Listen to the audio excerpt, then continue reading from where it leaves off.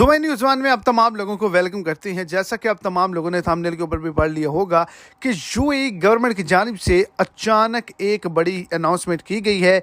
Dubai हुकूमत की जानिब से एक बड़ी पेशन गोई की गई है, जिसके अंदर ये कहा गया है कि कितने रोज़े होंगे। अचानक बड़े फैसले को तब्दील कर दिया गया है। दुबई के अंदर, पूरे यूएई के अंदर किस दिन ईद मनाई जाएगी और कितने रोज़े होंगे, आगे चल के आपको शॉर्ट्स वीडियो के अंदर तमाम डिटेल मिलेंगी। लेकिन डिटेल जानने से पहले आप तमाम लोगों से एक छोटी सी गुजारिश, अगर हमारे चैनल पर आप फर्स्ट टाइम हैं तो लाजमी से चैनल को सब्सक्राइब करें, इस वीडियो को लाइक करें और अपने दोस्तों तक इसको ज़्यादा से ज़्यादा शेयर करें।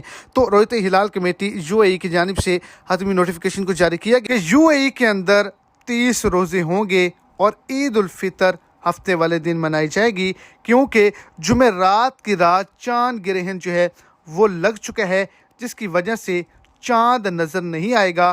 तो 30 रोज़े रखे जाएंगे और हफ्ते वाले दिन ईद मनाई जाएगी।